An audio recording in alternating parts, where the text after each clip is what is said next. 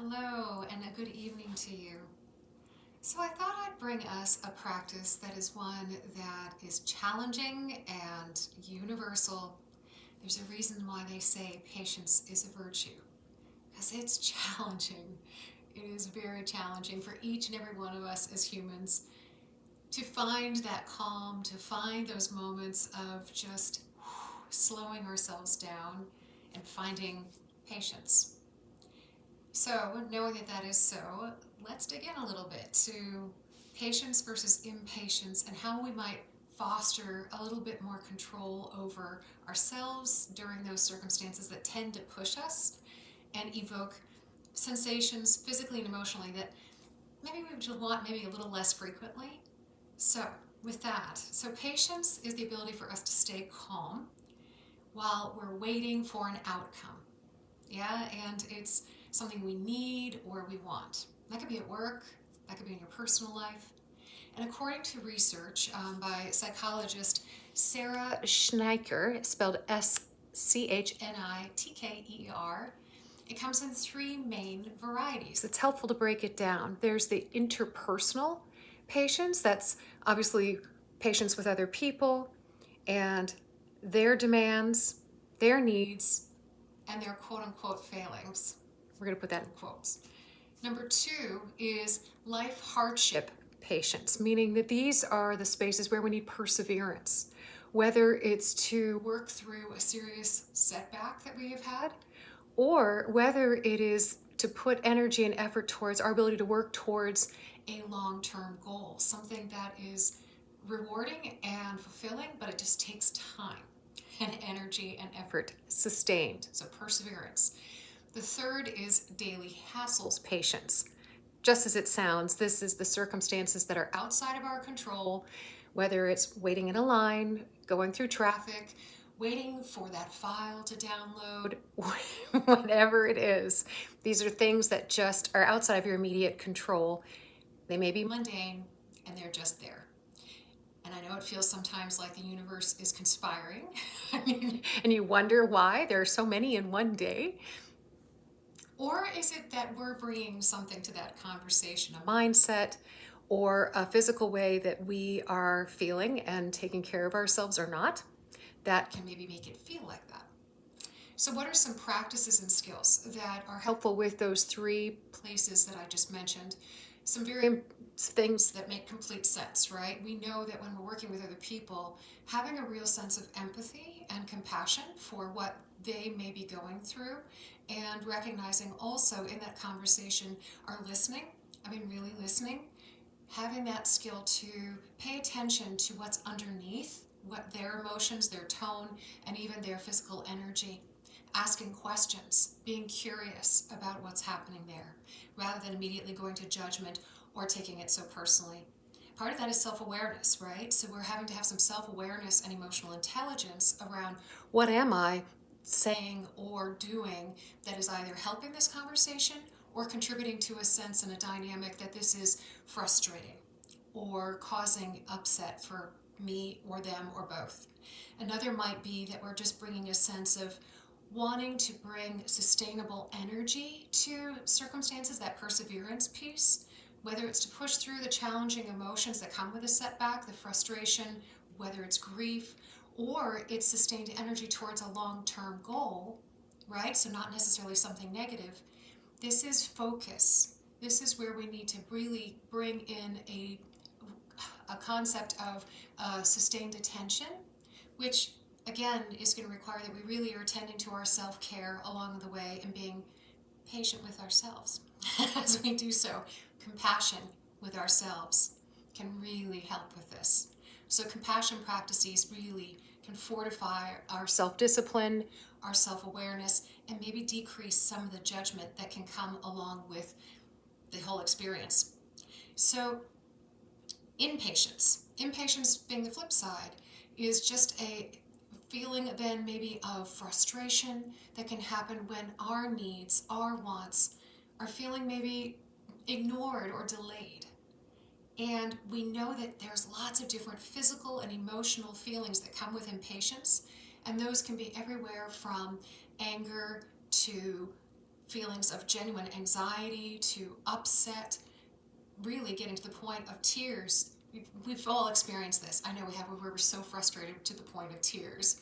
So think about that for a moment. Those are big physical and emotional experiences that we might have. So it's that feeling of stress that rises up. Your heart rate rises, you're breathing more quickly, you might even flush or start to sweat, you might clench your fists. Notice the physical tension in your body. What does impatience and frustration feel like for you? How can you catch the first whispers of it in your body? What people, circumstances, words trigger your impatience? So we're going to want to maybe bring some more awareness towards that so we can catch it early and bring in some practices to maybe bring a little bit of objectivity, compassion, curiosity, and skill to cultivate coping and calm. That sounds great. So, opportunities. Number one, though, how are you physically? Because know that this is true. Hangry is a thing. Dehydration and just genuine fatigue, all three of those things are real big contributors to sometimes to the way that we physically and emotionally experience situations, people, our environment. So sometimes you need a snack. Sometimes you need a glass of water. Really, so paying attention to your human needs before you determine that there's something else going on. So just an important thing to consider. When we take strategies then into mind of how we can cultivate a sense of calm and compassion for ourselves and circumstances that we find ourselves in, I offer the following. Deep, slow, intentional breaths with a little bit longer of an exhale as is available to you. You choose the breathing pace that works in your body. I find also, and the research proves, if we also distract our minds with counting, and if we take those deep breaths, we're actually doing a bit of distracting and we're tapping into our parasympathetic nervous system. So whether it's counting to 10, counting back from 10, I count down from 30. It's just what I found works. I need that time. I need a full 30. And the counting, again, as many cycles as I need to go ahead and get my brain to settle down. It helps me to emotionally regulate and gives me a little bit of distance emotionally from whatever might be stirring me up. And it just allows me to come back into my prefrontal cortex and actually see things as really is happening. Maybe not to take it personally and maybe not to take myself or the situation too seriously. We tend to do that, right? Have a little sense of humor about the situation and how serious and upset we get about things. So that's one thing, is really working on your breath. And the pace of it is up to you, but counting can also help at the same time to distract your brain. We know that also when impatience starts to move in, that tensing up of our body that can occur, you can consciously choose to relax your muscles, starting from your feet and your toes, all the way through your legs, through your belly. As you take deep belly breaths through your chest, notice your heartbeat through your face. Try to relax your jaw, move your shoulders right up to the crown of your head. So use conscious relaxation of your muscles. Unclench your fists. Okay, shake them out. Maybe forcing yourself to slow down. This is something that I absolutely have done. When I was an emergency clinician in busy hospitals, there were times where there were many circumstances that would just push me. And there were times where I wanted to speak fast, I was feeling stress, and I would purposely slow my movement down, slow my speaking down, so that on the outside, people are experiencing me as calm, even though it feels like a tornado on the inside. But a really cool thing happens. Fake it till you make it. Give yourself a chance, and honestly, many times you catch up. Your brain catches up, your breathing slows down. So just physically slow yourself down, make yourself speak more slowly. It feels strange the first several times you do it, but practice it. Fake it till you make it. Invite calm. and emotionally. How can we reframe our negative assumptions of a situation, of an outcome that may or may not happen? Or the reason this is happening. They're doing this purposely to piss me off. Okay. The universe is out to get me. Probably not. So what can you do to reframe it? That maybe the circumstances are such that you give people the opportunity to be compassionate towards you. I'm running late because maybe they're not going to judge you. Maybe that actually that little bit of time gives everybody a chance to have some time to do something, and they appreciate your authenticity and your honesty. They know they can count on you to do that. Don't assume the worst outcome.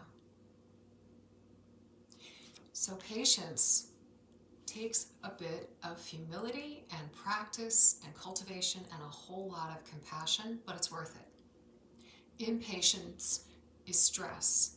It contracts our energy and it makes it much more likely for conflict to happen in our lives. And it causes us undue suffering.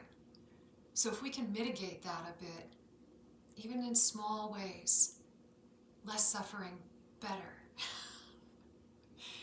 So I invite you to try on some of these skills and strategies around interpersonal patience, around life hardship patience, and around daily hassles patience.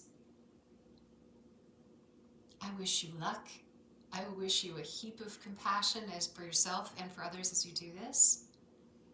And for all of us, I wish us peace and ease and a decrease in our suffering wherever we can bring that for ourselves and for those around us.